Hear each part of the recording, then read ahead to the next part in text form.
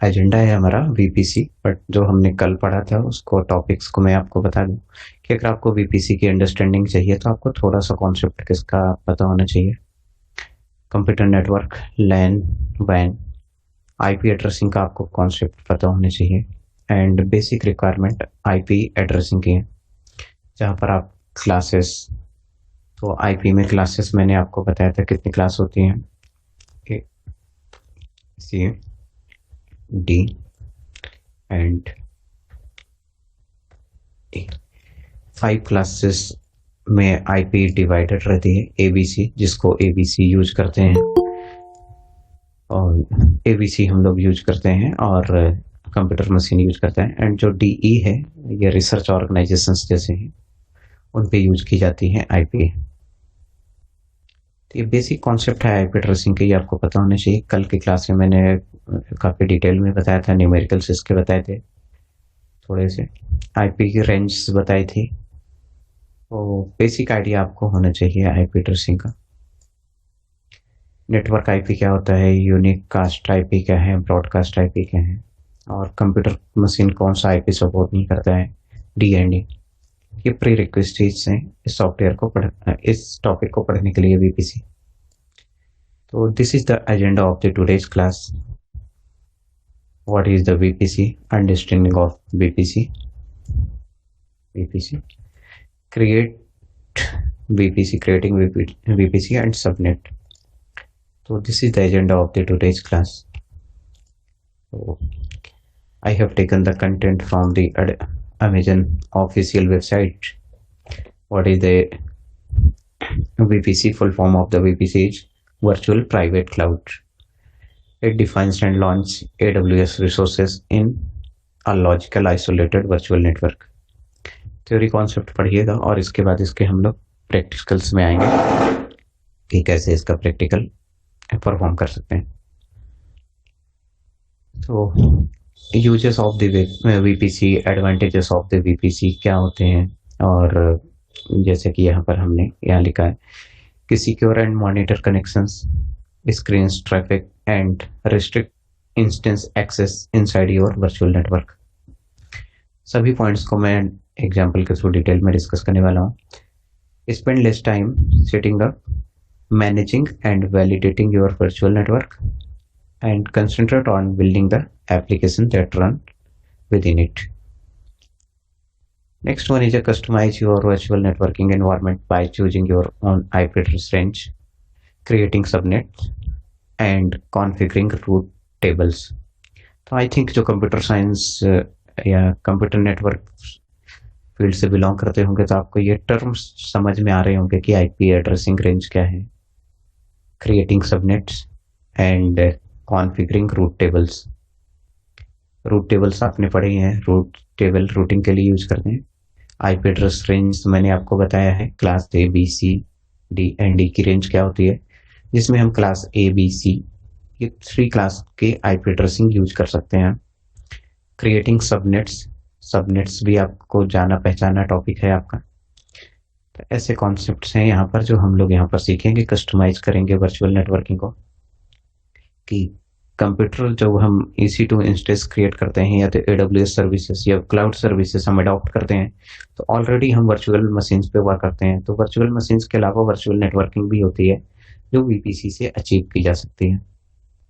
Virtual networking, how it works, तो every cloud providers provides the concept of the virtual networking, but Amazon Virtual Private Cloud gives you complete control over your virtual networking environment, including resource placement, connectivity and security. तो यहाँ पर जो मैं यहाँ पर use कर रहा हूँ word keyword security, this is the main concern of the clients. Clients क्या होते हैं कि जब भी उनका डेटा किसी क्लाउड पे डंप किया जाता है या तो स्टोर किया जाएगा एंड सर्विसेज क्लाउड के थ्रू प्रोवाइड की जाती हैं, तो क्लाइंट का पहला ही कंसर्न क्या रहता है कि मेरा डेटा कितना सिक्योर है। तो ऑलवेज क्लाइंट्स का मेन कंसर्न सिर्फ और सिर्फ सिक्योरिटी होती है, डेटा सिक्योरिटी। यदि डेटा सिक्योर रहेगा तो वो क्लाउड सर्विसेज या नेटवर्किंग सर्विसेज आपकी पॉलिसी अडॉप्ट करेगा, अदरवाइज नहीं करेगा। तो security is the main concern for the client ठीक है। क्लाइंट वहां पर ये सोचता है कि बजट्स कितना भी लग जाए, कितना भी हमें उसके लिए मनी इन्वेस्ट करना पड़े, बट जो मेरा नेटवर्क है और मेरा डेटा है वो हाईली सिक्योर होना चाहिए। तो सिक्योरिटी हम लोग किसके थ्रू अचीव कर सकते हैं? वीपीसी।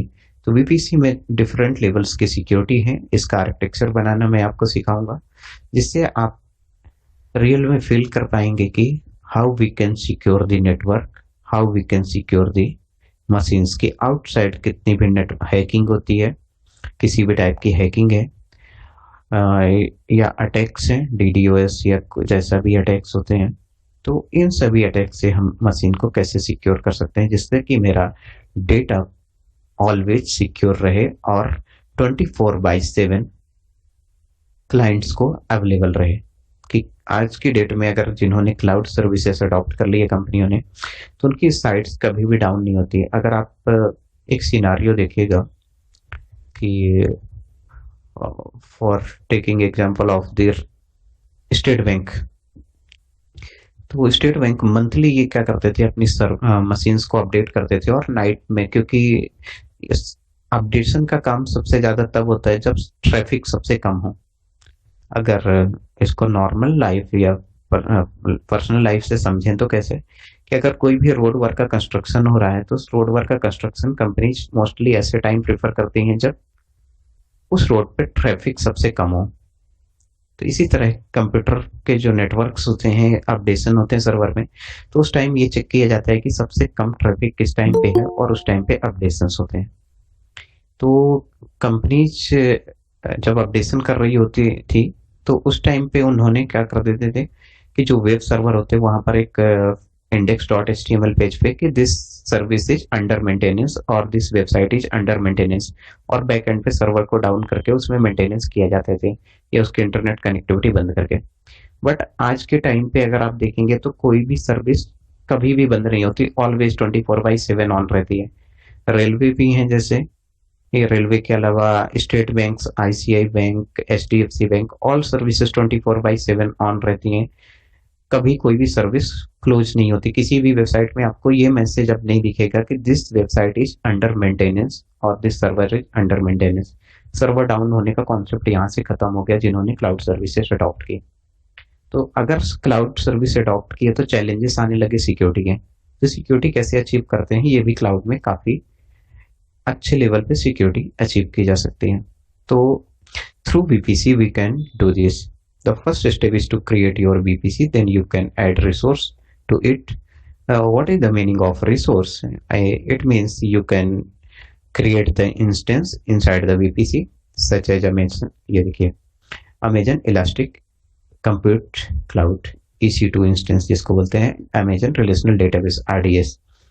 क्योंकि क्लाइंट का दो ही कंसर्न होता है कि मेरा जो वेब सर्विसेज है वो अफेक्ट नहीं होनी चाहिए। वेब सर्विसेज अगर अफेक्ट हो गई तो जो मेरा मेन डेटा है वो अफेक्ट नहीं होना चाहिए, इसमें कोई भी प्रॉब्लम्स नहीं होना चाहिए।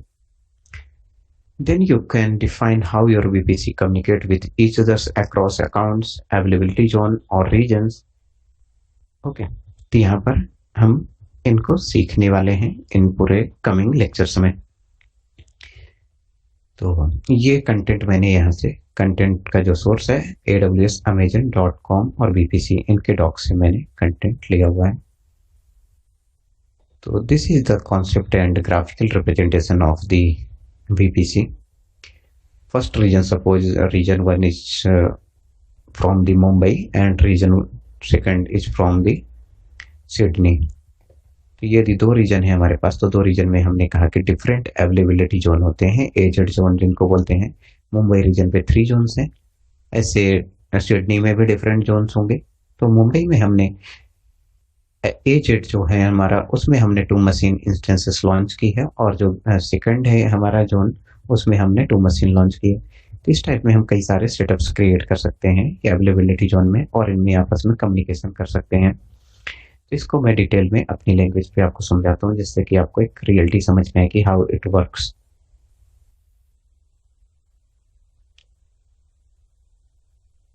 तो हमारा ये टारगेट है जिसको अचीव करेंगे हम।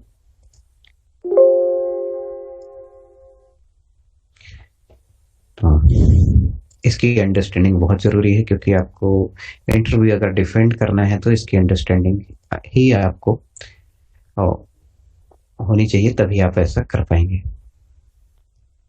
तो इसको मैं समझाता हूँ, आप देखिएगा कि वीपीसी सपोज एक एग्जांपल हमने लिया ऐसा, और सभी लोग आप जिसको भी इसके कॉन्सेप्ट पता होंगे और अपने अपने आइडियाज दीजिएगा, उसके अकॉर्डिंग मैं नेटवर्क क्रिएट करूंगा। एग्जांपल एग्जांपल है मेरा, जिसको मैं वीपीसी से रिलेट करूंगा। एग्जांपल है, सपोज एक ऑर्गेनाइजेशन है, ये कोई एक ऑर्गेनाइजेशन है कंप्लीट। आपका स्कूल है, कॉलेज है, जो कॉलेज में पढ़ते हैं कॉलेज एज्यूम कर लीजिएगा, जो स्कूल में पढ़ते हैं स्कूल, और जो कंपनी में वर्क कर रहे हैं आप, कंपनी इसको एज्यूम कर लीजिए कि दिस इज द कंपनी। आपकी कंपनी है और कंपनी का नेम ऑर्गेनाइजेशन है। ऑर्गेनाइजेशन नेम हमने यहाँ पर टीम पे, ये एक ऑर्गेनाइजेशन है। आप अपनी अपने कॉलेज, अपने स्कूल और ऑर्गेनाइजेशन को इससे लिंक कर लीजिएगा। ऑर्गेनाइजेशन है, ऑर्गेनाइजेशन की जो बेसिक रिक्वायरमेंट है इनकी, वो कुछ ऐसा है।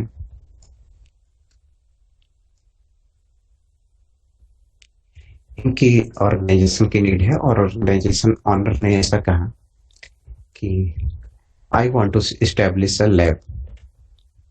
ऑर्गेनाइजेशन ऑनर है, वो क्या करते हैं,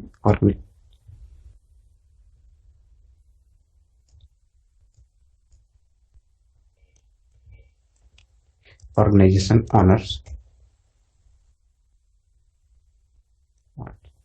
to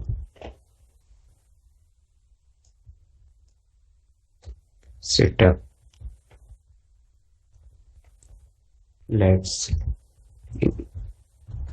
inside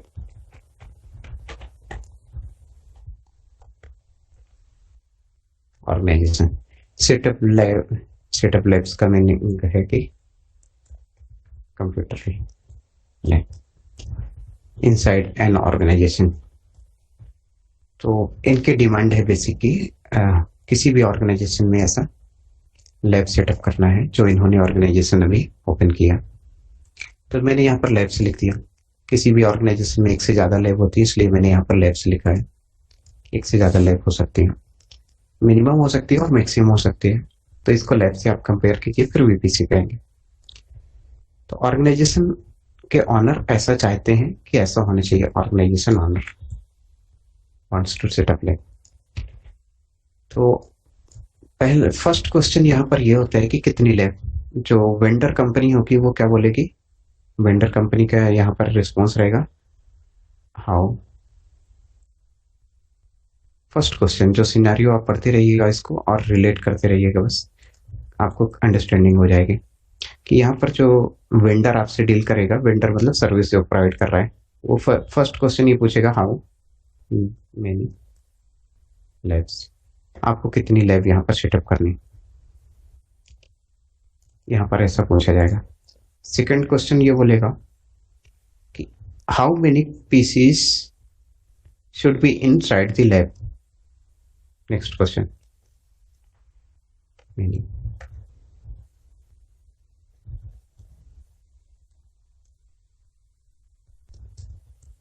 inside the labs. ऐसा दूसरा क्वेश्चन यहाँ पर रहेगा, किसका, वेंडर करेगा। इसके रिस्पेक्ट में जवाब आना जरूरी है, तभी प्रॉपर सेटअप हो सकते हैं। इसके अलावा कुछ और क्वेश्चंस यहाँ पर पूछे जा सकते हैं। कैसे क्वेश्चंस यहाँ पर पूछे जा सकते हैं, इसके अलावा किसी के माइंड में कैसा क्वेश्चन आ रहा है, जैसा भी आप सिनारियो बताएंगे, आप ओपन हैं सिनारियो क्वेश्चन बताने के लिए, मैं उसके अकॉर्डिंग सिस्टम डिजाइन करूंगा। जैसा आप सोचेंगे वैसा मैं सिस्टम डिजाइन करूंगा। तो आपके मन में ऐसा कुछ क्वेश्चन आने चाहिए कि और क्या हो सकता है, इसका क्लाइंट की रिक्वायरमेंट क्या हो सकती है। Client means organisation of owner of the organisation.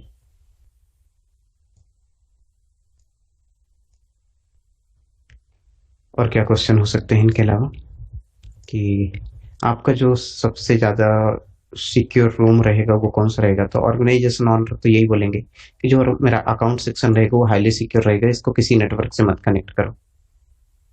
यदि किसी नेटवर्क से हम कनेक्ट नहीं करते, तो अगर आपने कहा कि आपने फीस मैनेजमेंट का कोई सॉफ्टवेयर इम्प्लीमेंट किया है, तो आपने किसी नेटवर्क से इसको कनेक्ट नहीं करते, तो how your students can view the fees. Fees भी शो करनी है, बट फीस उसको आपको कनेक्ट नहीं करना है किसी भी पब्लिक नेटवर्क से।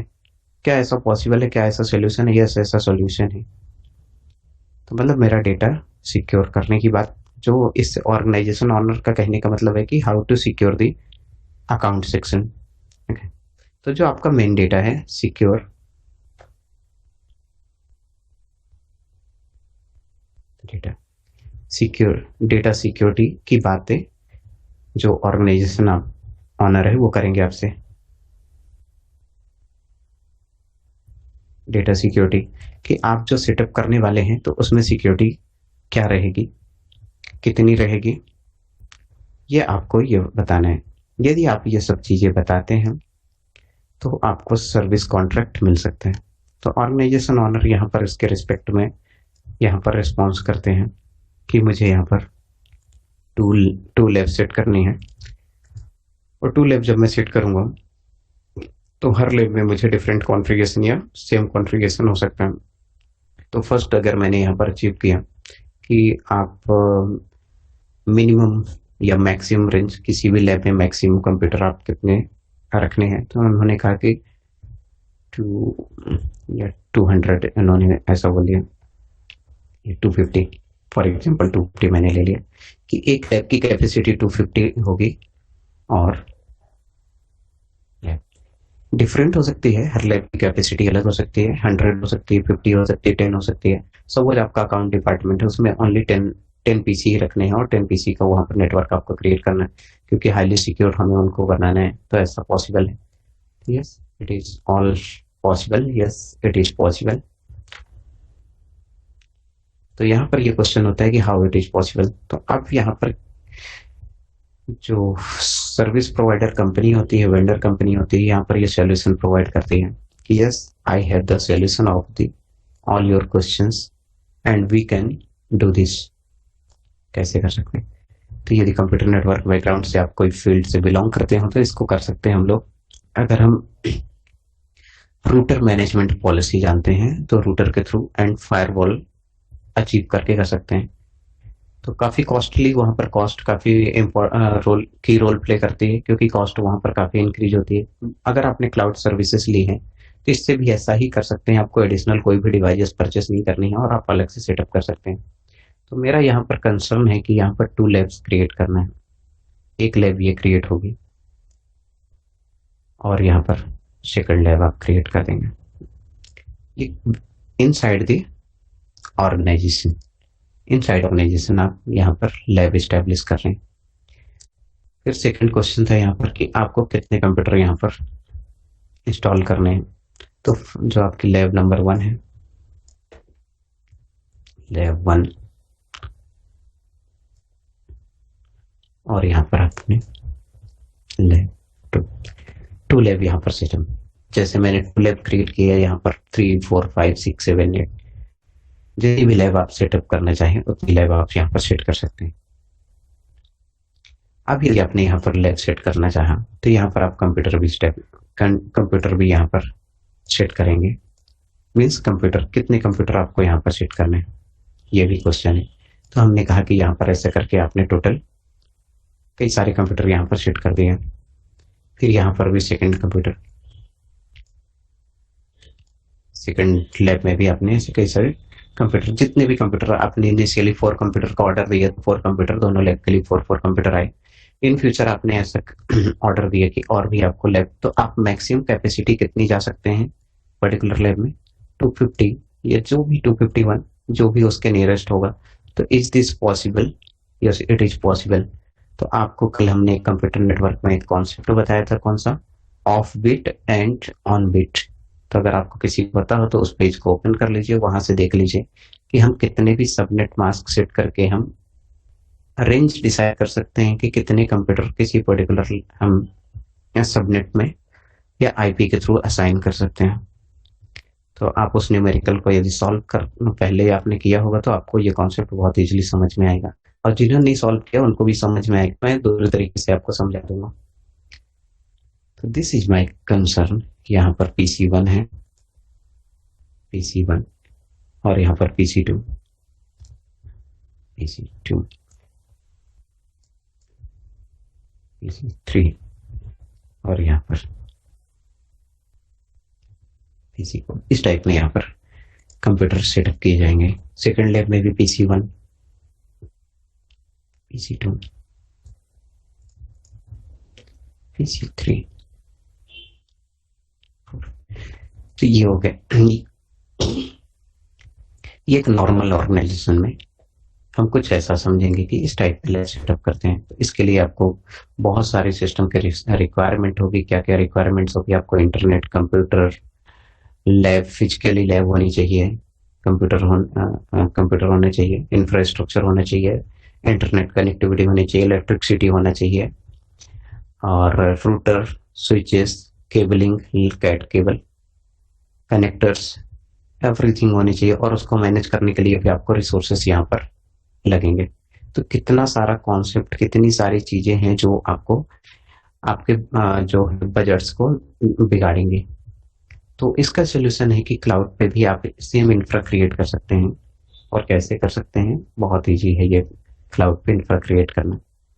तो आज जस्ट मुझे बीपीसी क्रिएट करना है और बीपीसी आपको समझाना है। तो यदि हम इसी को क्लाउड में इम्प्लीमेंट करते हैं तो कैसा कर सकते हैं इम्प्लीमेंट इसको? विनेश सर, क्या आपकी समझे? आवाज बहुत स्लो आ रही है। विनेश सर, आपकी आवाज बहुत स्लो आ हेलो। रही है। नहीं सर, बराबर आ रही है। सर, आपकी वॉइस बहुत स्लो आ रही है। ओके, इज इट क्लियर और नॉट? क्लियर है। क्लियर है सर। तो मेनली जो बीपीसी है वो क्या प्रोवाइड करता है? BPC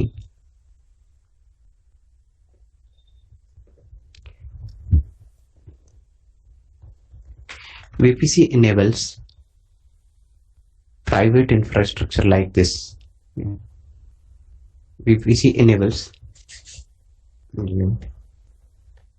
private data centers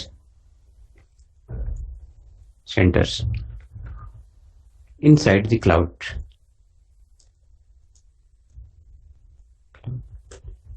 Private data center inside the cloud ये प्रोवाइड करते हैं।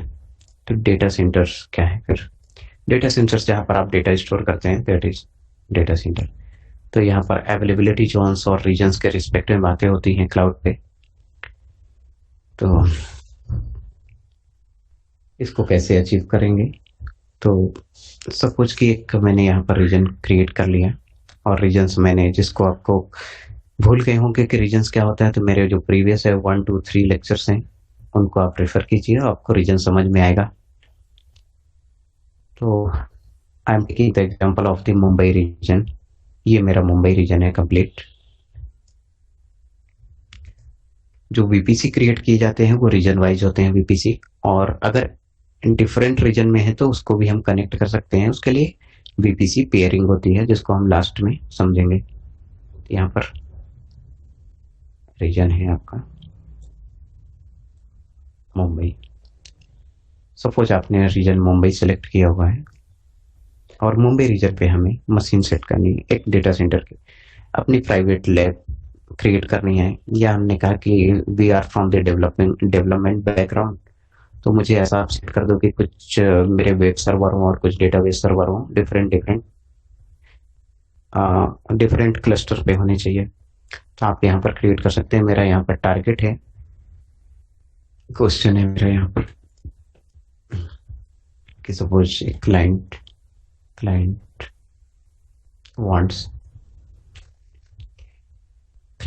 वांट्स मीन्स जिसके लिए आप सॉफ्टवेयर डेवलपमेंट करते हैं, वो क्लाइंट से जो भी आपसे कोई अगर कोई सॉफ्टवेयर क्रिएट करवा रहा है, कोई भी पर्सन या कोई भी कंपनी, तो वो आपकी कंपनी की क्लाइंट कंपनी कहलाएगी।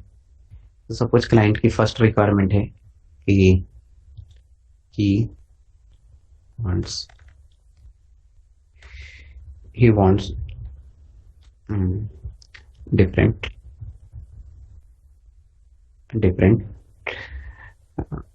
subnet subnet.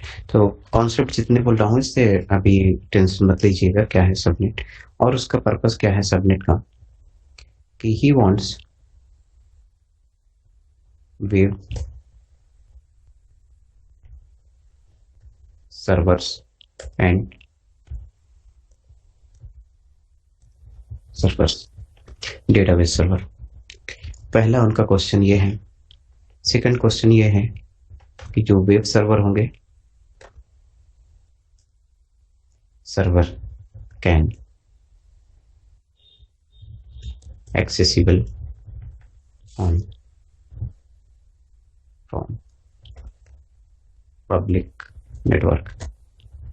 वेब सर्वर जो है वो पब्लिक नेटवर्क से एक्सेस हो सकते हैं, बट जो है डेटा को लेकर हमेशा कंसर्न रहता है क्लाइंट।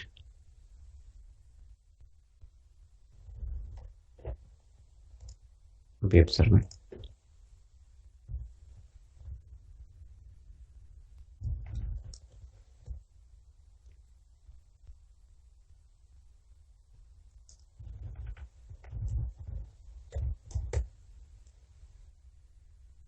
Highly secure.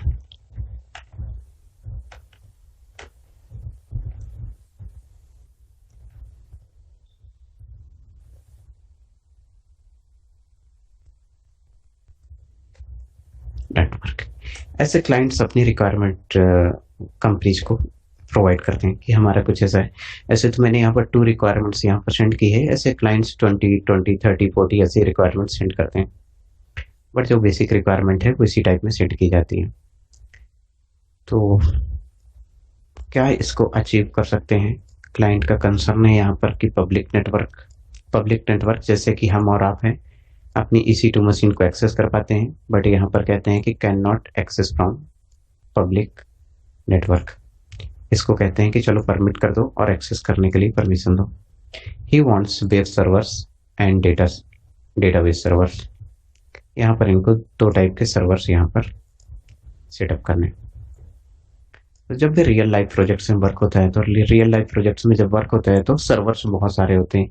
अभी हम सिंगल मशीन पे वर्क करते हैं, वहाँ पर सर्वर 100, 500, 1000 ऐसी मशीन्स होती हैं जहाँ पर सॉफ्टवेयर डिप्लॉय होते हैं, वेब एप्लीकेशन डिप्लॉयड रहते हैं, डेटाबेस सर्वर्स रहते हैं और उसको हम एक्सेस कर रहे होते हैं डिफरेंट नेटवर्क से। तो यहाँ पर क्वेश्चन है कि अब यहाँ पर सॉल्यूशन आर्किटेक्ट का वर्क आता है, जो जॉब के लिए अप्लाई करते हैं सॉल्यूशन आर्किटेक्ट। यहाँ पर अगर गूगल पे आप सर्च करेंगे AWS आर्किटेक्ट जॉब्स, तो AWS सॉल्यूशन आर्किटेक्ट की बहुत सारी जॉब्स हैं, आपको यहाँ पर कई सारी जॉब्स मिलेंगे। देखिए सॉल्यूशन आर्किटेक्ट बहुत सारी जॉब्स हैं, आप अप्लाई कर सकते हैं। अगर आपको जितने भी मैं कॉन्सेप्ट एंड टॉपिक्स पढ़ाता हूँ इनको यदि आपने प्रॉपरली लर्न किया तो आप थोड़े से एलिजिबल रहेंगे क्लाउड्स के इंटरव्यू डिफेंड करने के लिए। बहुत सारी जॉब्स हैं क्लाउड्स में और डेली वैकेंसीज रहती हैं, बहुत सारी ज्वाइनिंग्स होती हैं, तो आप प्रिपेयर हो सकते हैं और अपीयर हो सकते हैं क्लाउड पे सॉल्यूशन आर्किटेक्ट। तो ये जो वर्क है जो यहाँ पर है, ये किसका वर्क है? सॉल्यूशन आर्किटेक्ट का। कि ये तो क्लाइंट्स चाहते हैं, तो सॉल्यूशन आर्किटेक्ट क्या प्रोवाइड करते हैं यहाँ पर?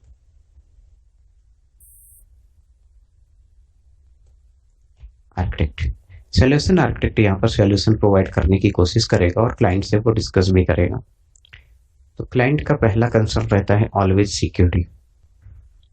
फिर सॉल्यूशन आर्किटेक्ट की कुछ क्वेश्चंस रहेंगे कि हाउ मेनी लैब्स क्वेश्चन इसके रहेंगे। सॉल्यूशन आर्किटेक्ट क्या पूछेगा? इनके क्वेश्चंस कुछ रहेंगे कि आपका जो वेब एप्लीकेशन है, पहला क्वेश्चन है कि क्या वो किसी कंट्री स्पेसिफिक में है, कि आपकी जो सर्विसेज है लाइक अ फ्लिपकार्ट जो बिजनेस करते हैं ये कैसे करते हैं? शायद इंडिया में ही करते हैं फ्लिपकार्ट, अदर कंट्रीज में नहीं करते। यदि यहीं पर फ्लिपकार्ट के अलावा दूसरा क्लाइंट होता है अलीबाबा या तो अमेजन, तो ये all over globe e commerce business करते हैं। दोनों ही क्लाइंट का वर्क ऑलमोस्ट सेम है, तीनों ही क्लाइंट का, बट इनके क्या हो गए? रीजन स्पेसिफिक हो गए कि जो फ्लिपकार्ट है वो इंडिया पे सर्विस प्रोवाइड करते हैं ई कॉमर्स, एंड जो अमेजन है अलीबाबा है ये all over globe e commerce services provide करते हैं। तो पहला ही सॉल्यूशन का क्वेश्चन रहेगा कि आपका बिजनेस एरिया क्या है, बिजनेस रीजन क्या है।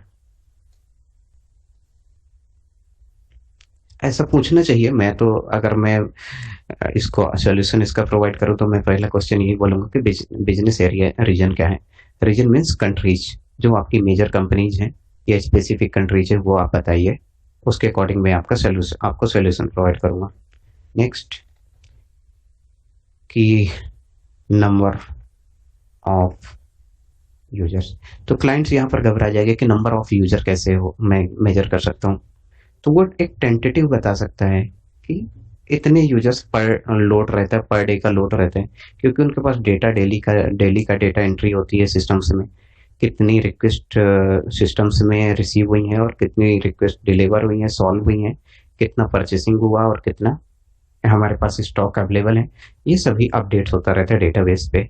तो जो डेटाबेस जो यहाँ पर डेटा इंजीनियर्स होते हैं या तो मशीन लर्निंग डोमेन या डेटा साइंस में वर्क करते हैं, उनके पास फिगर्स रहते हैं, एग्जैक्ट फिगर्स रहते हैं कि नंबर ऑफ पर डे कितना है, हमारे पास रिक्वेस्ट आती हैं, इंक्वायरीज रहती है, cancellation, bookings and all the things. Data science engineers का वर्क यहाँ पर यह रहता है कि वो यहाँ से प्रोवाइड कर सकते हैं स्टैटिक्स। और अगर उन्होंने 2 मंथ की स्टैटिक्स प्रोवाइड कर दिया तो इससे हम एवरेज फाइंड कर लेंगे कि एवरेज यूजर्स लोड इनके पास कहाँ कितना रहता है। तो यदि कोई भी बिजनेस मल्टी कंट्रीज में रन हो रहा है तो हर कंट्री पे अलग अलग उसके यूजर्स की कैपेसिटी हो सकती है। कि किसी लोकेशन में अमेजन की कैपेसिटी ज़्यादा होगी, जैसे अगर अमेजन और अली बाबा के रिस्पेक्ट में बात करें तो अली बाबा भी वर्ल्ड वाइड सर्विस प्रोवाइड करते हैं और अमेजन भी वर्ल्ड वाइड वाइड प्रोवाइड कर सकते हैं। बट अगर मैं चाइना कंट्री की बात करूंगा तो चाइना में अमेजन के हो सकता है क्लाइंट यूजर्स कम हो, अली बाबा के ज़्यादा होंगे। इसी तरह दूसरे रीजन की बात करूंगा यूएस की, तो यूएस में यूएस अमेजन के क्लाइंट्स ज़्यादा होंगे, अली बाबा के कम होंगे। बिजनेस दोनों का सेम है, तो क्लाइंट्स रीजन वाइज वेरी कर सकते हैं। तो एक कंसर्न यहाँ पर यह है। नेक्स्ट और बहुत अच्छा कंसर्न है कि नंबर ऑफ यूजर्स। अब इसके अकॉर्डिंग ये सोल्यूशन आर्किटेक्ट यहाँ पर ये डिसाइड करेंगे या डिस्कस करेंगे कि कितनी मशीन किस रीजन पे हमें वेब सर्वर कितने रखने चाहिए, डेटाबेस सर्वर हमें कितने स्टैब्लिश करने चाहिए। फाइनली तो हमने सपोज फाइनली वेब सर्वर, मैंने यहाँ पर वेब सर्वर हमने बोल दिया कि वेब सर्वर हमारे पास होना चाहिए। सपोज मैंने वो अप्रॉक्स 120 हमने वेब सर्वर बोल दिया। और डेटा बेस सर्वर हमने इसको 60 सपोज इतना एज्यूम कर लिया कि जो हमारा वेब सर्वर्स रहेंगे, वेब सर्वर्स 120 रहेंगे, 120 मशीन्स रहेंगी जो वेब सर्विसेज प्रोवाइड करेंगी, और यहाँ पर 60 डेटा सर्वर्स रहेंगे, डेटाबेस सर्वर। तो ऐसा सोल्यूशन हमें प्रोवाइड करना है और सिक्योरिटी भी ध्यान देना है इसमें कि जो ये मेरा रहेगा यह पब्लिकली एक्सेस होना है और इनको हाईली सिक्योर होना है।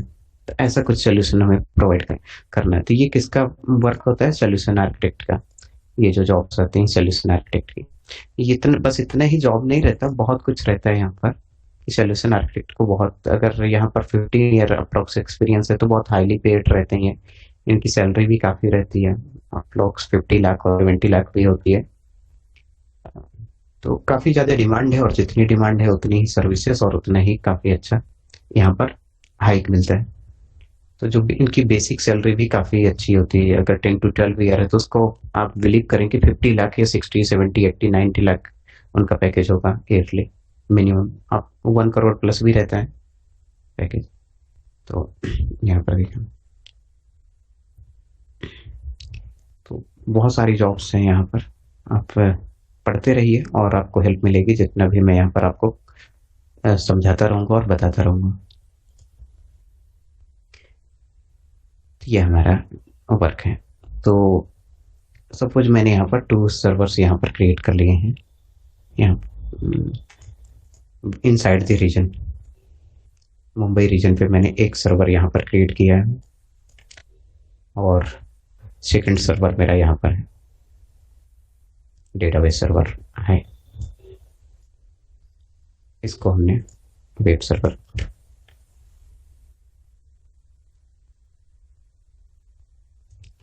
इसका हमने नाम वेब सर्वर सेट कर दिया और सेकंड है मेरा डेटाबेस सर्वर।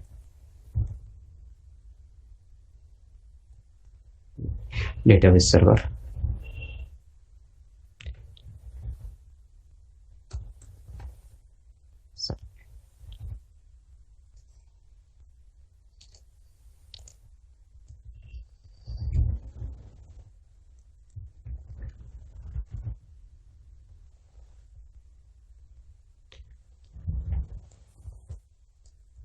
ये हो गया हमारे टू सबनेट। तो मैंने यहाँ पर एक नया कॉन्सेप्ट और ऐड कर दिया वीपीसी के अलावा, सबनेट। तो वीपीसी के अलावा अगर हमने सबनेट ऐड किया तो ये क्या होगा, क्या इसी टाइप में हम क्रिएट कर सकते हैं? नहीं, ऐसा भी नहीं क्रिएट करते। इसके पहले मैंने एक कॉन्सेप्ट हमेशा यहाँ पर बताते जा रहा हूँ कि हमें प्राइवेट अगर कोई भी नेटवर्क क्रिएट करना है, प्राइवेट डेटा सेंटर्स क्रिएट करने होते हैं, तो मुंबई तो एक रीजन है और मुंबई रीजन पे हमें एक वीपीसी क्रिएट करना पड़ेगा। मीन्स इसके अंदर मुझे एक वीपीसी क्रिएट करना होगा। This is my VPC. तो वीपीसी जो क्रिएट होगा वो पर्टिकुलर रीजन पे होगा। दिस इज माई वीपीसी और वीपीसी का यहाँ पर नाम लिखते हुए तो वीपीसी और इसका नाम सपोज मैंने माई या टीएमपी लैब, हमने ये वीपीसी का नाम सेट किया। तो ये मेरा प्राइवेट डेटा सेंटर मेरा प्राइवेट बन रहा है VPC inside the Mumbai region. Mumbai region पे आपने वीपीसी और वीपीसी के अंदर आपने यहाँ पर दो और क्लस्टर बना लिए और ये क्लस्टर क्या कहलाएंगे, आपके सबनेट कहलाएंगे। तो वीपीसी के अंदर आप इंटरनल पार्टीशनिंग करते हैं तो वो क्या कहलाएगा, आपका सबनेट। ये कॉन्सेप्ट याद रखिएगा। तो इसको हम बोलते हैं, फर्स्ट कॉन्सेप्ट है इसका ये concept.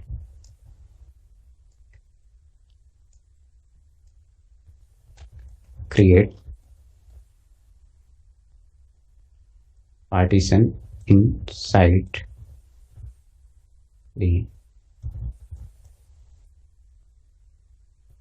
inside the region. Create partition inside the region. That concept is called VPC.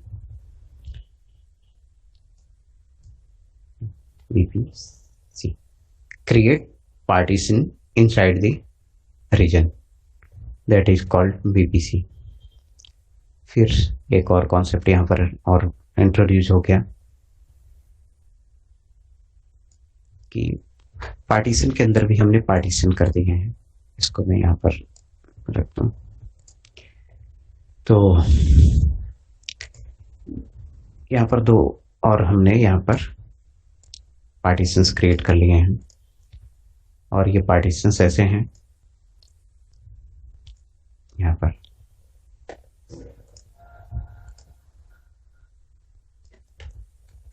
create partition inside the create partition inside the VPC is called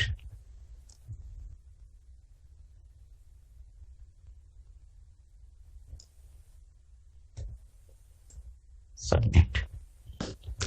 Create partition inside this VPC is called subnet. थोड़ा सा computer network जो आपने concept पढ़ा होगा तो उससे थोड़ा सा रिलेट करना, मैक्सिमम बहुत ज़्यादा रिलेट मत करना क्योंकि वहाँ पर आप काफ़ी डिटेल में पढ़ते हैं। एक होता है सबनेट और एक होता है सबनेट मास्क, दोनों में डिफरेंस है, वो मैं आपको यहाँ पर बता दूंगा। Create partition inside the VPC is called subnet और create partition inside the region is called VPC। Interview question है, लिख लीजिएगा कॉपी में।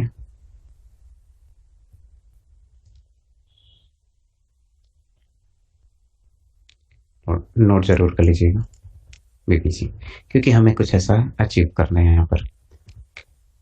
तो अचीव कैसे करते हैं, और यहाँ पर आफ्टर ऑल इसके बाद आपको यहाँ पर कंप्यूटर मशीन सेट करनी है कि आपको कितनी यहाँ पर मशीन सेट करनी है। ये डिपेंड करेगा क्लाइंट रिक्वायरमेंट्स और आपका इंफ्रास्ट्रक्चर आपने कैसे क्रिएट किया।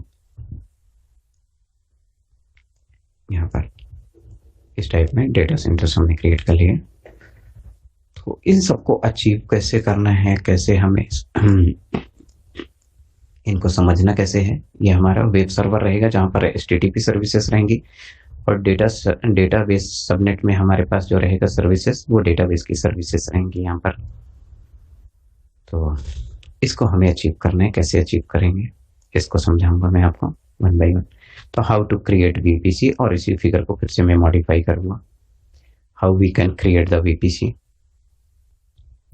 तो सपोज यहाँ पर मैंने वीपीसी क्रिएट करने के लिए एक रेंज, आईपी रेंज, सपोज हमने सबनेटिंग हमने पढ़ा था, तो किसी भी मशीन पे 2 आईपी एड्रेस होते हैं, ऑल मशीन्स पे 2 आईपी एड्रेस होते हैं किसी भी कंप्यूटर पे। Computer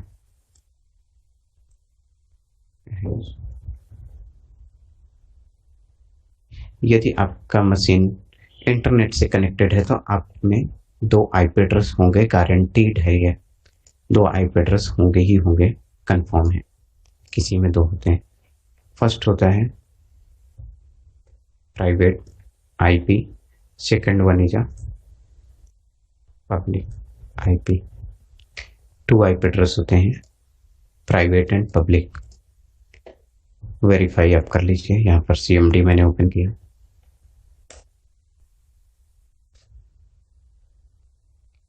IP config. तो यहाँ पर जो आईपी एड्रेस शो हो रहा है ये this is my private IP.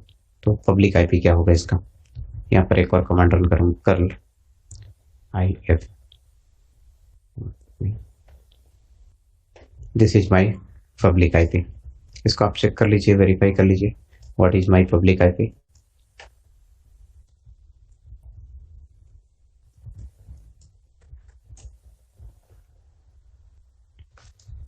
तो पब्लिक आईपी जो रहती है जिसके थ्रू हम इंटरनेट एक्सेस कर रहे होते हैं, और ये सर्विस प्रोवाइडर जो इंटरनेट सर्विस प्रोवाइडर होते हैं उनके थ्रू प्रोवाइड की जाती है पब्लिक आईपी।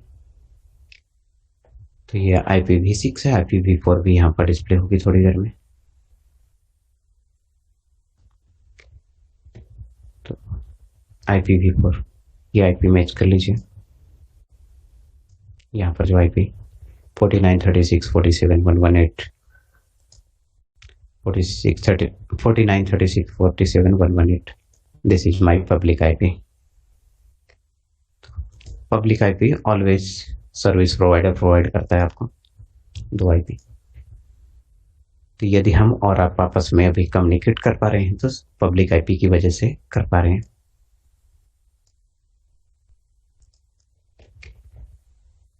तो मेरा फर्स्ट यहाँ पर टारगेट है कि वीपीसी कैसे क्रिएट करते हैं, और उसके अंदर हमें सबनेट कैसे क्रिएट करना है। तो वीपीसी क्रिएट करने के लिए सपोज हमने यहाँ पर एक लार्ज वीपीसी में क्रिएट करता हूँ। मुझे कितनी मशीन की नीड है, यहाँ पर हमें मशीन की नीड है, मैंने कितना लिखा था 120 एंड 60।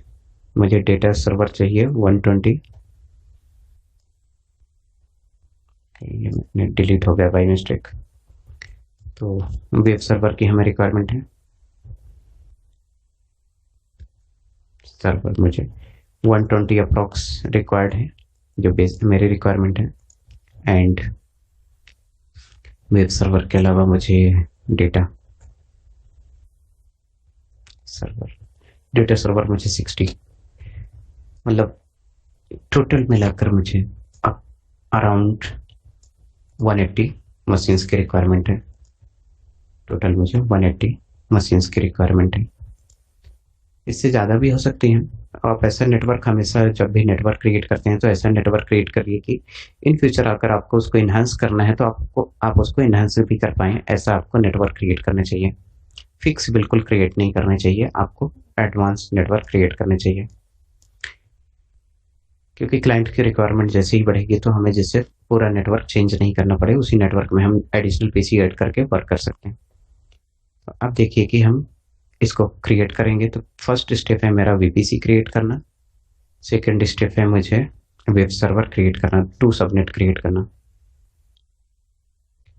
हमारा टारगेट है यहाँ पर कि फर्स्ट क्रिएट वीपीसी, सेकेंड है क्रिएट सबनेट, और सबनेट का फर्स्ट सबनेट है आपका web server subnet. Second third है आपका स्टेप क्रिएट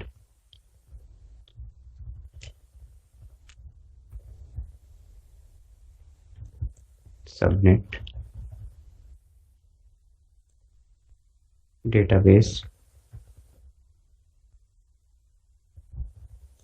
सबनेट। आपको ये अचीव करना है। तो कैसे इसको अचीव करेंगे, इसको आप यहाँ पर देखने वाले हैं, ये 3 स्टेप। तो वीपीसी क्रिएट करने के स्टेप्स क्या होती हैं, आप देखिए कि how I will create the VPC. हमें सर्विस एड सर्विस सेलेक्ट करना है, और सर्विस में हमें नेटवर्क एंड कंटेंट लाइब्रेरी, यहाँ पर वर्चुअल प्राइवेट क्लाउड और वीपीसीएस, यहाँ पर क्रिएट वीपीसी। और वीपीसी की सेटिंग हम यहाँ पर करेंगे वीपीसी टैग नेम, सपोज हमने टीएनपी लैब, और यहाँ पर हमने CIDR ब्लॉक हमें क्रिएट करने हैं। जितनी भी हम करना चाहें उतना कर सकते हैं, इट्स अप टू यू। तो क्लियर है, समझ में आ जाएगा। आप प्रैक्टिकल देखिए इसका। लॉगिन मैंने मशीन पे किया।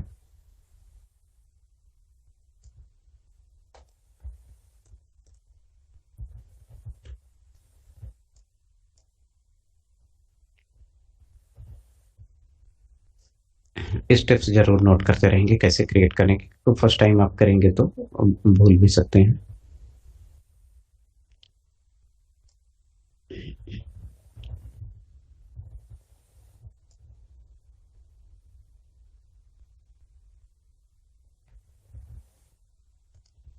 How I will create the VPC.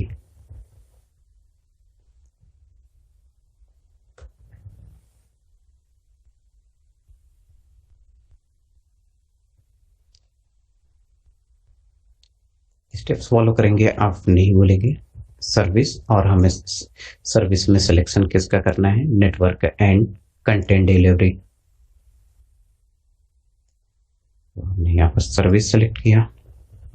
Service में हमें बॉटम पे आना है, यहाँ पर देखिएगा service network and content delivery, यहाँ पर क्लिक करना है वीपीसी। देखिए यहाँ पर इसका जो टूल टिप है क्या शो कर रहा है, आइसोलेटेड क्लाउड रिसोर्स।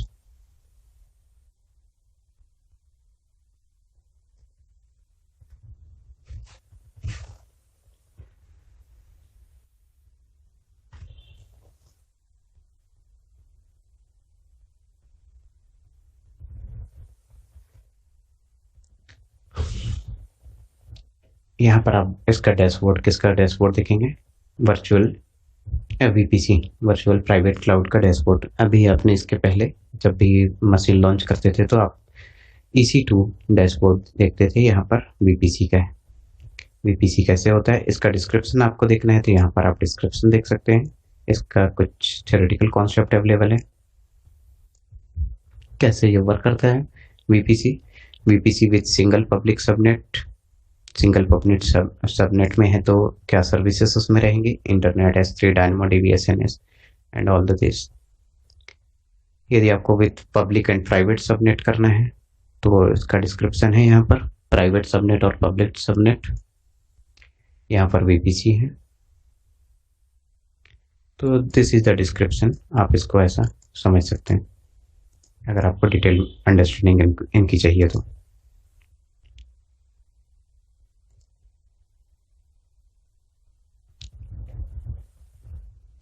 आज मेरा कॉन्सेप्ट है आपको सबनेट क्रिएट करना और वीपीसी क्रिएट करना। इसका एडवांस रहेगा तो private and public subnet create करना, ये बताऊंगा। तो select the service virtual private cloud, और यहाँ पर बाय डिफ़ॉल्ट यदि आप चेक करेंगे तो कुछ वीपीसी ऑलरेडी क्रिएटेड रहते हैं, जो बाय डिफ़ॉल्ट जब हम सिस्टम क्रिएट करते हैं तो ऑलरेडी यहाँ पर वीपीसी क्रिएटेड रहते हैं। यहाँ पर देखिए वीपीसी ये ऑलरेडी क्रिएटेड रहता है और इनका आईपी एड्रेस ये लोकल आईपी एड्रेस है। यहाँ पर ये लोकल आईपी एड्रेस, तो क्रिएट करना है हमें वीपीसी, तो click on the create. Steps note करिएगा कि वीपीसी डैशबोर्ड में आने के बाद आपको क्रिएट करना है क्रिएट वीपीसी, और यहाँ पर वीपीसी नेम देना है। इट्स अप टू यू, आप जैसा नाम देना चाहें वैसा नेम दे सकते हैं। मैंने सपोज ये नेम सेलेक्ट किया हुआ, तो मैं इसी नेम के साथ वीपीसी क्रिएट कर लूँ। माई स्क्रीन इज विजुअल और not? Yes, sir. Visible. It is visual. I think internet connectivity is not working.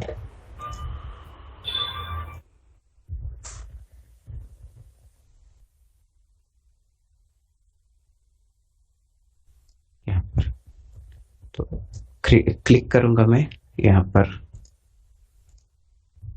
Create VPC.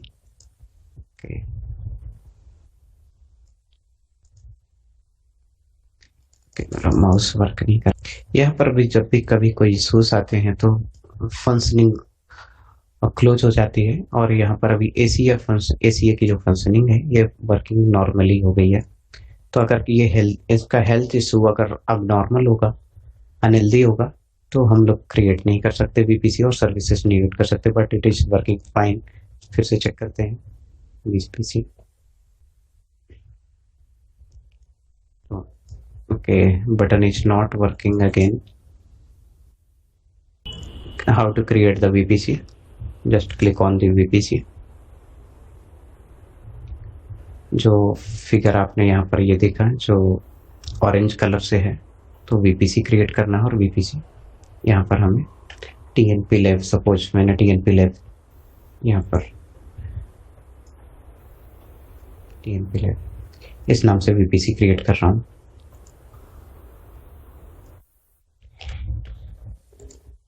तो click on the create VPC. यहाँ पर आपको क्रिएट करने के बाद आपको यहाँ पर कंपनी नेम या वीपीसी का नाम आप यहाँ को इनपुट करना है। This is optional but we must input the name of the VPC. आपने वीपीसी का नाम यहाँ पर इनपुट दिया। यहाँ पर आपको CIDR ब्लॉक आपको इनपुट करने हैं 10.0.2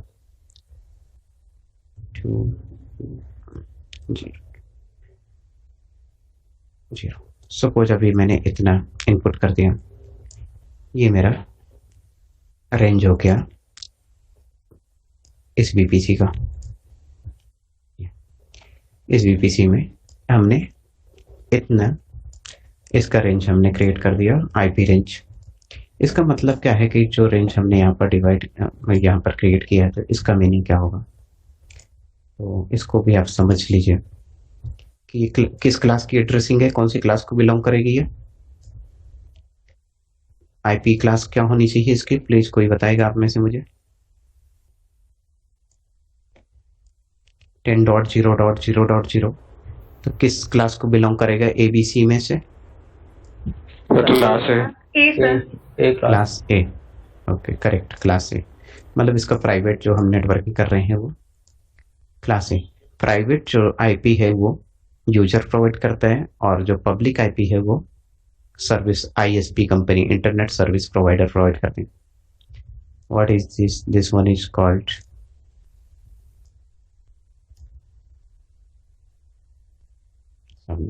mask. This is your subnet mask. I think computer network से जो भी हो प्लीज इसको करेक्ट करना कि इज दिस करेक्ट और not. Subnet and subnet mask. Computer network के जो भी फैकल्टीज होंगे या कोई एम्प्लॉय होंगे तो आप बताइएगा इज इट करेक्ट और नॉट। कोई तो होगा कंप्यूटर नेटवर्क से, बताइए। ओके चलिए मैं बता रहा हूँ, इसको सबनेट मास्क बोलेंगे। इसको सबनेट मास्क बोलेंगे। कैसे सबनेट मास्क बोलेंगे और किस इस वीपीसी की रेंज कितनी हो सकती है, कितने मैक्सिमम कंप्यूटर यहाँ पर स्टैब्लिश कर सकते हैं हम, इस सबनेट मार्क से फाइंड करना इजी है। कैसे इजी है? सपोज कि टोटल जो लेंथ रहती है,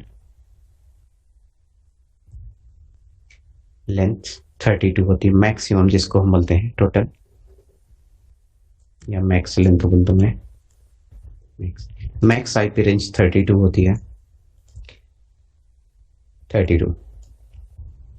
और आपने यहाँ पर जो सबनेट है, आपको अगर इसकी रेंज फाइंड करनी है कितने कंप्यूटर इस पीसी पे आएंगे, तो जो मैथमेटिक्स फॉर्मूला इसका कहता है कि आप जो टोटल लेंथ है उसमें से 32 में से 32 है, उससे आप जो टोटल सबनेट है उसको माइनस कर दीजिए, कितना आपको मैंने 14 मैंने 16 क्रिएट किया है, आई थिंक 16 क्रिएट किया है ना मैंने, 16 कर देता हूँ क्रिएट, तो आपको कैलकुलेशन में आसानी होगी। 16 कर दूँ मैं,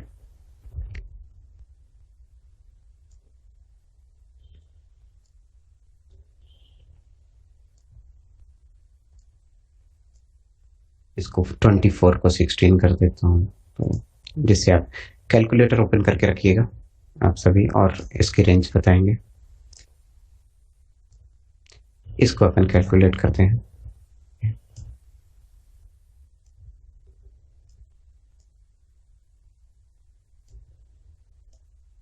ये हो गया। तो 32 माइनस, हमें यहाँ पर करना 32 माइनस 16, 32 माइनस 16, तो टोटल इसकी जो वैल्यू होगी क्या होगी, 16, टोटल 16। तो मैथमेटिक्स फॉर्मूला क्या कहता है कि आप जो टोटल इसका 32 में से 16 आपने सबनेट मास्क आपने माइनस किया है, तो उसको 2 की पावर में आप कैलकुलेट कर लीजिए। 2 की पावर आपको लिखना है 16, 2 की पावर 16। इससे इसको कैलकुलेट करके आपको बताइए, आप बताइए 65,535 आई थिंक यही आएगा। आप इस पर्टिकुलर, करेक्ट है ये वैल्यू? 36। तो जो 36 है, यहाँ पर 36 मैं लिखता हूँ,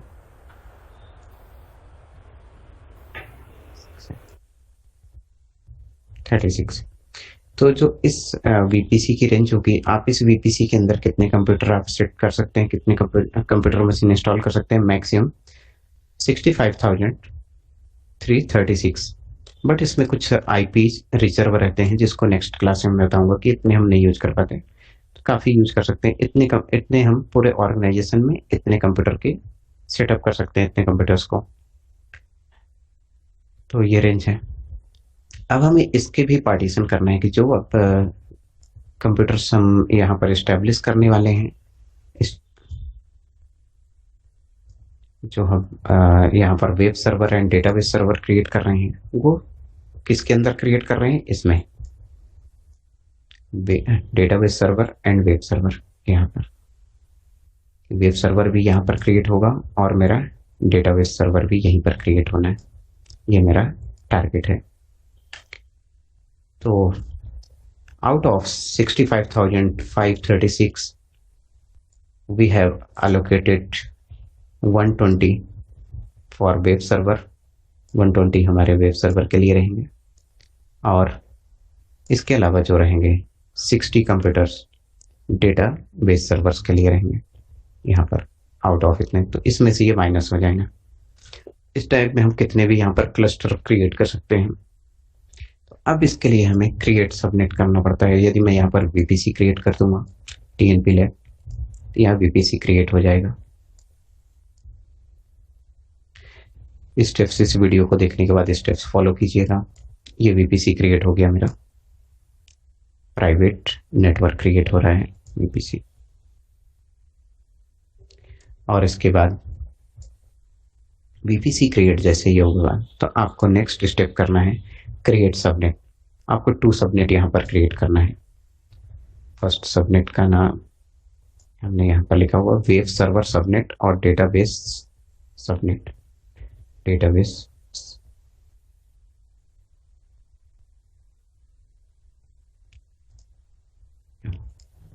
डेटाबेस सबनेट और वेब सर्वर सबनेट यहाँ पर हमें क्रिएट करना है।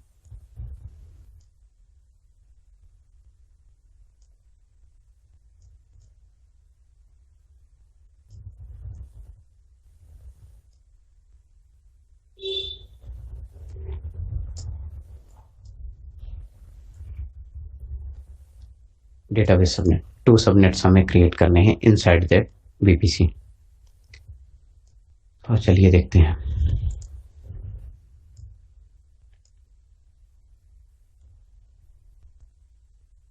वेब सर्वर सबनेट और यहाँ पर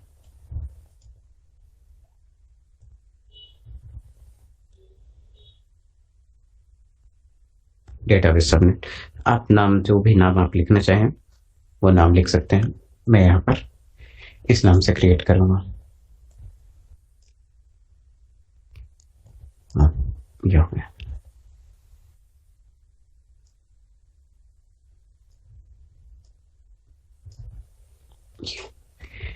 तो सपोज मैं इसको क्रिएट कर रहा हूँ यहाँ पर, तो स्टेप्स फॉलो कीजिएगा। आपको क्लिक करना है सबनेट में, under the virtual private cloud, click on the subnet, how we can create, follow the step, VPC subnet, create subnet. और आपको यहाँ पर जो सेलेक्ट करना है, हमने अभी टीएनपी लैब नाम से क्रिएट किया है सबनेट, तो टीएनपी लैब के अंदर हम क्रिएट करेंगे, टीएनपी लैब में। तो मेरा सबनेट ये रहेगा।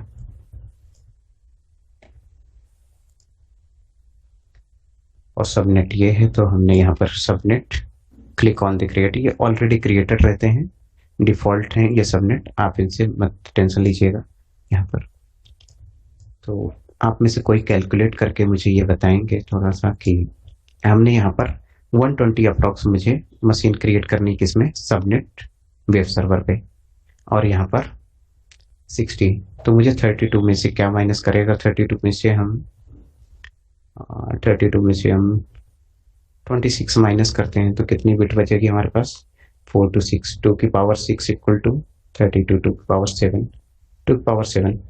तो हमें यहाँ पर 25 लेना चाहिए। कैलकुलेट 2 की पावर 7 कितना वैल्यू आ रही है 2 की पावर 7 की।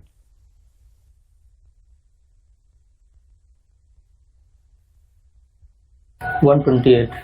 128 काफ़ी है। चलिए 2 पावर 25 करने से ना, 25 मतलब मैं क्रिएट करूँ तब। तो यहाँ पर क्रिएट, यहाँ पर आपको सबनेट सेलेक्ट करना है। मैंने ऑलरेडी क्रिएट किया टीएनपी लैब, और मुझे जो अपने सबनेट क्रिएट करने हैं इस पर्टिकुलर डिफ़ॉल्ट में नहीं क्रिएट करने हैं, आपको टीएनपी लैब में क्रिएट करना है।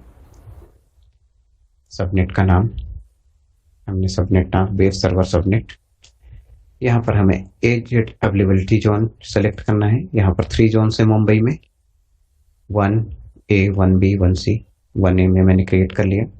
यहाँ पर आपको CIDR ब्लॉक सेट करना है, 10.0.0.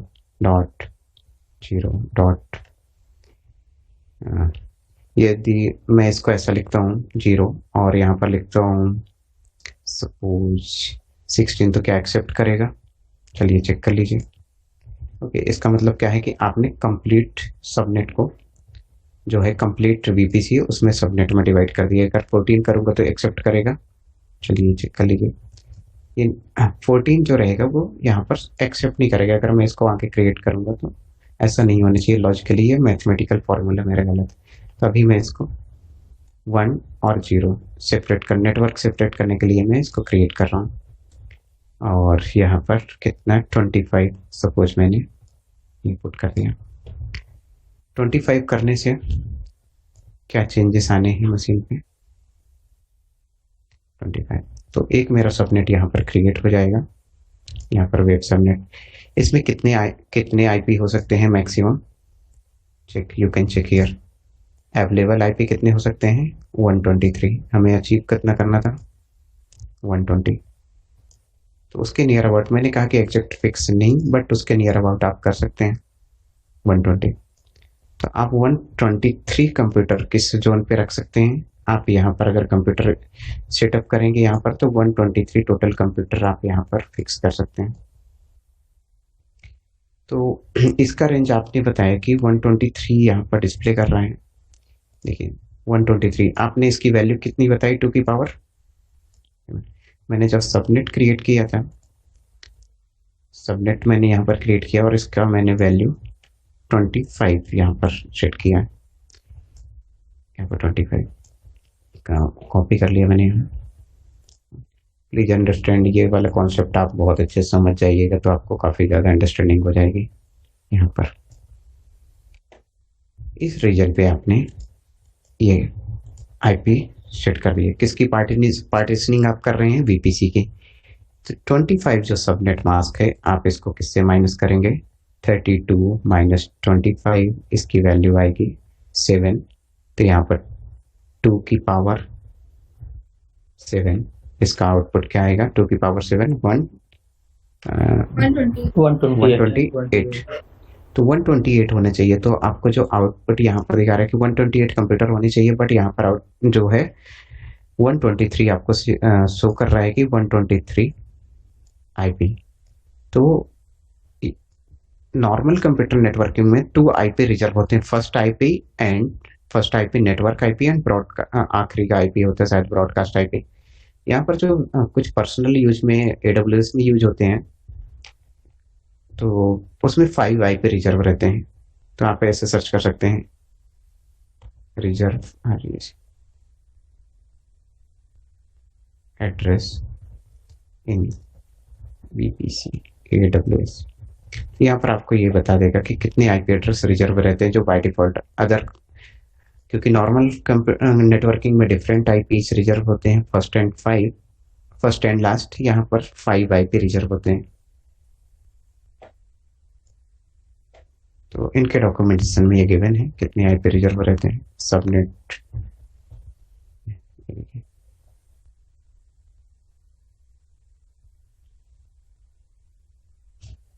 लोकल आईपी, ये काफी डिटेल में इनका डॉक्यूमेंटेशन है। Range of the IP address, this one is the range, please read here।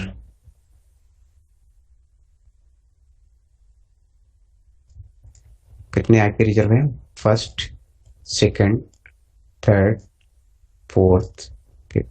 मतलब जो आईपी की रेंज है, first is reserve for network address, last IP is reserve for the broadcast IP, and ये reserve है AWS जो रहता है, ये सेल्फ AWS ने रिजर्व करके रखे अपनी सर्विसेज के लिए। Reserve by AWS for VPC router, ये फ्यूचर में यूज होगा, reserve by AWS for future use. तो ऐसे कई एक्सपेरिमेंट चलते रहते हैं। तो ये 5 आईपी रिजर्व रहते हैं इसमें। नॉर्मल नेटवर्किंग में फर्स्ट एंड लास्ट रिजर्व होता है। तो दिस इज द कॉन्सेप्ट। एक हमने यहाँ पर सबनेट क्रिएट कर लिया है। यहाँ पर ये फर्स्ट सबनेट मेरा क्रिएट हो गया। सेकंड सबनेट हम क्रिएट करेंगे, क्रिएट सबनेट। सबनेट का नाम, यहाँ पर आपको सबनेट VPC ID सेलेक्ट करना है और यहाँ पर आपको सबनेट सेलेक्ट करना है। तो सबनेट मेरा जो सेकंड है, डेटाबेस सबनेट।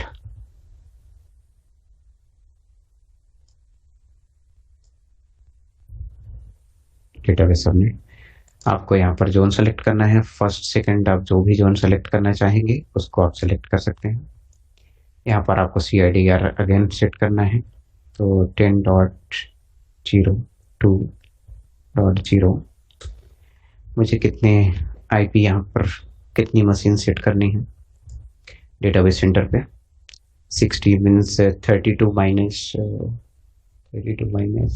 6, 32 2 की power 5, it means 2 power 5 32, 2 power 6 64। तो 64 यदि मैं करूँगा तो मुझे 5 IP तो रिजर्व रहेंगे, बट ठीक है 5 IP हम कर लेते हैं।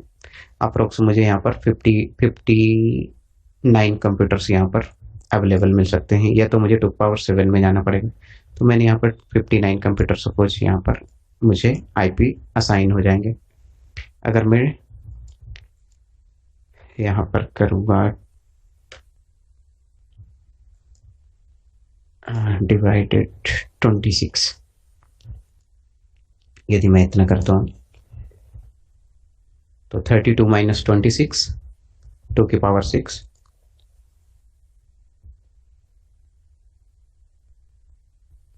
ये डेटाबेस मेरा 2 सबनेट क्रिएट हो गए। सबनेट में आप क्लिक करेंगे और आपको दोनों ही सबनेट यहाँ पर डिस्प्ले करेगा, सबनेट 1 और सबनेट 2, आपको दोनों सबनेट यहाँ पर डिस्प्ले कर रहा है।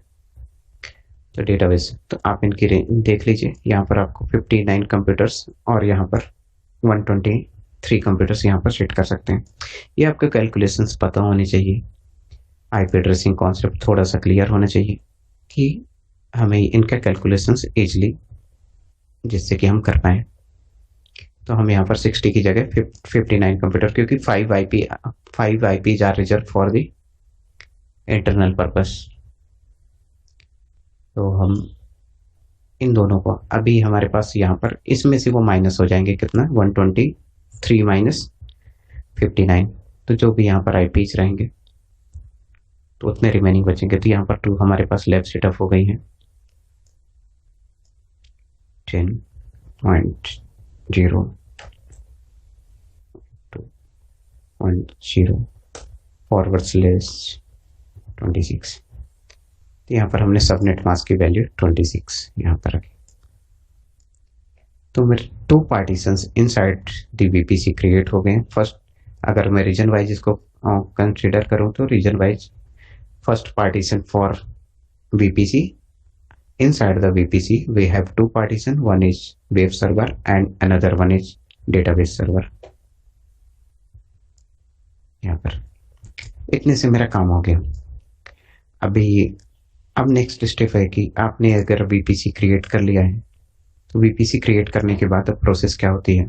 प्रोसेस होती है इंस्टेंस क्रिएट करना। इंस्टेंस कैसे क्रिएट करेंगे इसका भी लॉजिक है। इंस्टेंस क्रिएट करने के लिए हमें जो हमने वेब सर्वर क्रिएट किए हैं, वेब सर्वर में वेब सर्वर और सबनेट में सबनेट, तो इंस्टेंस क्रिएट करेंगे और इसका कल टॉपिक हम लोग एडवांस में पढ़ेंगे। बट एक कॉन्सेप्ट मैं आपको अभी यहाँ पर बताना चाहूँगा कि हमारा जो VPC है TLP लैब, इसको सेट हमें कहाँ पर करना है? 3rd स्टेप में यहाँ पर, और वेब सर्वर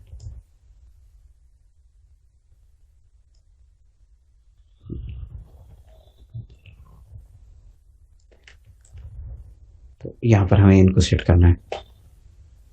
यहाँ पर आपको 123 यहाँ पर शो करेगा IP। इसी तरह हम सेकंड सेट करेंगे। तो चलिए, how to create the instance inside the VPC and subnet.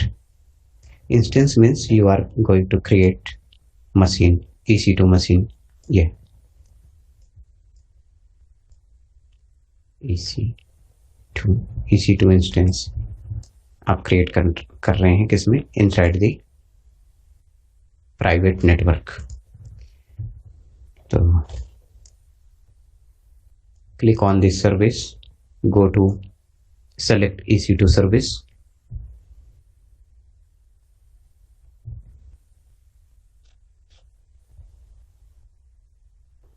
यहाँ पर EC2 सर्विस में आपको click on the launch instance,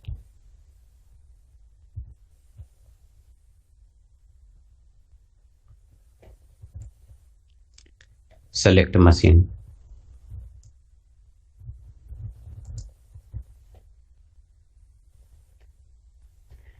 T2 micro, configure instance detail, this one is important, step number EC2 dashboard. आपने AMI selection कर लिया, AMI में आपने Amazon machine या उबंटू मशीन, जो भी मशीन आप सेलेक्ट करेंगे तो उस मशीन का यहाँ पर डिस्क्रिप्शन देना पड़ेगा। मैंने यहाँ पर जैसे अमेजन मशीन सेलेक्ट किया था, इसको फिर से मैं चेंज कर दो उबंटू। आप कोई सा भी मशीन यहाँ सेलेक्ट कर सकते हैं। उबंटू मशीन मैंने यहाँ सेलेक्ट किया। आपको इस पार्ट में कॉन्फ़िगरेशन करना है। नंबर ऑफ इंस्टेंस कितने लॉन्च करने हैं, आपको यहाँ से डिसाइड करना है कि कितने वेब सर्वर आपको क्रिएट करने हैं, 1 2 3 4 5 सेम कॉन्फ़िगरेशन में। और उसके बाद आपको यहाँ पर नेटवर्क में सेट करना है। अभी तक आपने इसको सेट नहीं किया, ये बाय डिफ़ॉल्ट रहता था सबनेट। यहाँ पर आपको आपका वीपीसी शो करेगा, तो सेलेक्ट द वीपीसी। आप क्रिएट भी कर सकते हैं, बट यहाँ पर मैंने एग्जिस्टिंग क्रिएट करके रखा ऑलरेडी, सेलेक्ट वीपीसी। नेक्स्ट यहाँ पर आपको 2 सबनेट यहाँ पर डिस्प्ले होंगे जो आपने क्रिएट किया है। एक है वेब सर्वर और दूसरा है database subnet. Web server subnet, database subnet. तो मुझे जो अपनी मशीन क्रिएट करनी है, EC2 instance inside the web server, किस में क्रिएट करनी है, ये वाली मशीन क्रिएट करनी है मुझे यहाँ पर इस लोकेशन पे। तो हमें यहाँ पर इसको सिलेक्ट करना है। You can create multiple VPC, multiple web subnet, multiple subnets, but अभी हमने तो यहाँ क्रिएट किए। Create, click on this. यहाँ पर आपको इनेबल आईपी करना है, इनेबल कर दीजिए, क्योंकि वेब सर्वर रहेगा वो सभी से कम्युनिकेट करेगा। बट हमें एडिशनल यहाँ पर सेटिंग की नीड होती है, तभी हम इंटरनेट एक्सेस कर पाएंगे। अदरवाइज मेरी मशीन जो रहेगी उसमें इंटरनेट कनेक्शन नॉट अवेलेबल रहेगा, जिसको मैं कल बताऊंगा कि कैसे इनेबल करेंगे internet connection. By default connection enable होता है, बट जब बीपीसी के थ्रू करते हैं तो हमें एडिशनल कॉन्फ़िगरेशन की ज़रूरत पड़ती है। इतना करने के बाद यहाँ पर आपको ऐड स्टोरेज,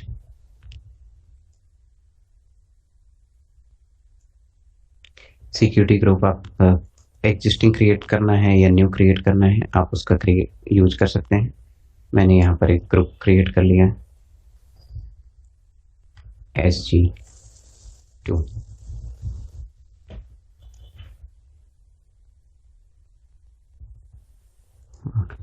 पोर्ट नंबर 80 मुझे ओपन करना था, बट अभी मैंने नहीं ओपन किया। और क्योंकि यहाँ पर बीपीसी कॉन्सेप्ट बता रहा हूँ, इसको कल डिटेल में फिर से इस्टेब्लिश करेंगे और कुछ स्टेप्स और आगे हम पढ़ेंगे। तो ये मेरा मशीन डिप्लॉय हो गया, लॉन्च हो रही है मशीन। ये हो गया मेरा वेब सर्वर। ये किस सबनेट में है, वेब सबनेट में।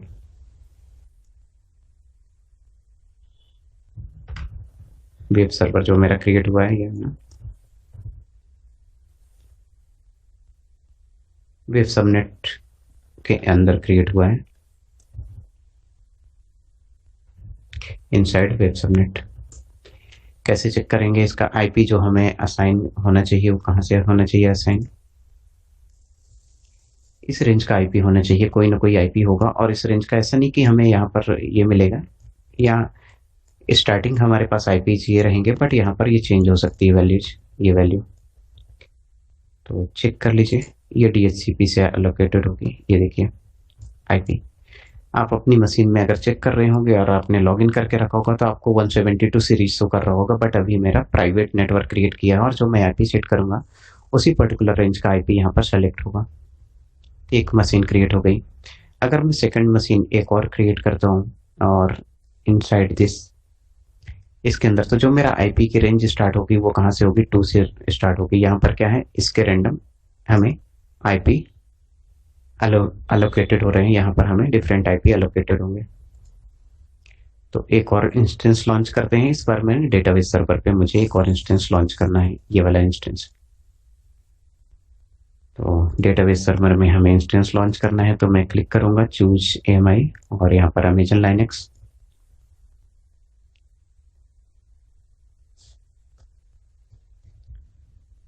Click on the next, select VPC, select database subnet और इनेबल। डेटाबेस सर्वर पे जब हम करेंगे तो बाय डिफॉल्ट ये डिसेबल होगा। बाय डिफॉल्ट जो आईपी रहते हैं वो डिसेबल्ड रहते हैं जब भी हम private VPC virtual private cloud create करते हैं। नेक्स्ट नेक्स्ट, सिक्योरिटी ग्रुप इसका सिक्योरिटी ग्रुप डिफरेंट रहेगा और डेटाबेस का डिफरेंट रहेगा। DB ग्रुप ऑलवेज रिस्ट्रिक्ट रहते हैं, हाईली रिस्ट्रिक्ट रहते हैं। ये प्रोसेस कल फिर से रिपीट करूंगा और बहुत फास्ट वे में। फाइनली मेरा सेकंड मशीन यहाँ से लॉन्च हुआ, डेटाबेस सर्वर। और ये किस सबनेट में है, सेकंड सबनेट में होगा मेरा। आईपी कैसे वेरीफाई करेंगे? You can verify the IP address here. ये देखिए यहाँ पर जो रेंज है 2.16 और इसकी जो रेंज रहेगी, इसकी जो आईपी रेंज रहेगी 1। सो फाइनली जो आईपी की रेंज रहेगी यहाँ पर ये रहेगी, और इसमें हमने बहुत कम मशीन हमने यहाँ पर क्रिएट की थी, तो इसकी मैक्सिमम रेंज एक लिमिट तक रहेगी। तो इससे हम रिस्ट्रिक्ट कर सकते हैं किसी भी सबनेट को कि एक सबनेट में हाँ कितने पीसी हम, कितने EC2 इंस्टेंस हमें लॉन्च करना है और उसको कैसे कॉन्फ़िगर करना है, कैसे एक्सेस करना है। तो this is the concept of the VPC and subnet. This is all about the today's session. और बाय डिफॉल्ट इसमें जो पब्लिक आईपी रहेगी असाइन नहीं रहेगी, मतलब इन मशीन्स को अभी हम कहीं से एक्सेस नहीं कर पाएंगे। यहाँ पर से देखिए जो डेटाबेस सर्वर रहेगा उसको हम कहीं से भी एक्सेस नहीं कर सकते। This is a highly secure, जिस सिक्योरिटी की मैं बात कर रहा था, database server is always highly secure.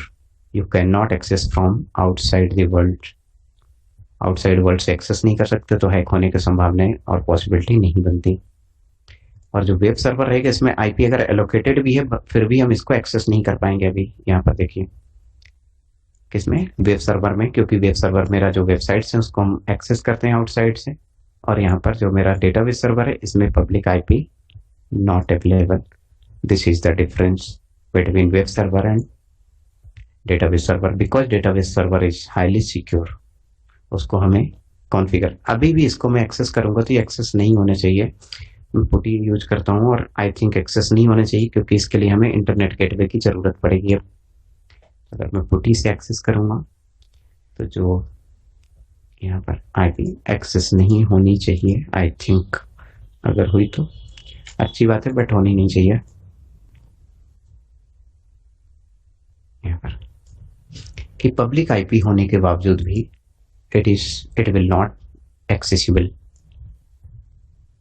Check कर लीजिए, यहाँ पर थोड़ी देर बाद आपको कनेक्शन टाइम आउट का मैसेज आएगा या कुछ मैसेज यहाँ पर डिस्प्ले करेगा। तो इसके लिए हमें एडिशनली सर्विसेज यहाँ पर अडॉप्ट करनी पड़ेगी, और वो सर्विसेज है रूटिंग टेबल और यहाँ पर उसके अलावा इंटरनेट गेटवे। तो जो कल गेटवे मैंने आपको बताया था उस गेटवे को फिर से रिवाइज कर लीजिएगा। तो उस इंटरनेट गेटवे और रूटिंग टेबल को यूज करेंगे। एक कनेक्शन टाइम आउट हो गया कि पब्लिक आईपी होते हुए भी we can not access the machine, और डेटाबेस को एक्सेस करने का कोई सवाल ही नहीं है, क्योंकि यहाँ पर पब्लिक आईपी अवेलेबल नहीं है। तो जो हम कम्युनिकेशन करते हैं आउटसाइड से वो पब्लिक आईपी। तो this is the security of the machine. Okay, that's all about today's class. Finally यहाँ पर है कि आपने जिस ऑर्डर पे ये बीपीसी क्रिएट किए हैं उसको टर्मिनेट करना है। तो सबसे फर्स्ट मैं यहाँ पर मशीन टर्मिनेट करूंगा अननेसेसरी बिलिंग, जिससे अननेसेसरी बिलिंग से बचने के लिए I will delete first instances. उसके बाद मुझे वीपीसी सर्विस पेड है, और इसको हमें सर्विसेज जो है उनका नॉमिनल चार्ज लगते हैं, बट ऐसा नहीं है कि आप लर्निंग करना छोड़ दें उतना, क्योंकि कुछ सर्विसेज फ्री रहती हैं और कुछ टाइम के लिए फ्री रहती हैं, तो इतना जल्दी चार्ज नहीं लगता। बट आफ्टर ऑल जब भी आपका यूज हो जाए, लर्निंग हो जाए, अंडरस्टैंडिंग हो जाए आपको, तो you must delete the all configuration and services. Click on the VPC and subnet. सबसे पहले मैं डिलीट करूंगा सबनेट।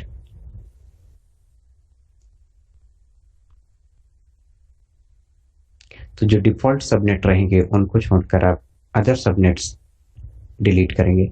ऑल सबनेट मत कर दीजिएगा, नहीं तो अदरवाइज आपकी मशीन जो भी EC2 इंस्टेंसेस हो गए वो क्रिएट होंगे तो एक्सेस होने में प्रॉब्लम क्रिएट करेंगे। Delete subnet. This is the deletion process, और आपको VPC डिलीट करना है। इसके बाद सेलेक्ट VPC, डिफॉल्ट VPC आपको डिलीट नहीं करना है। एक्शन और डिलीट।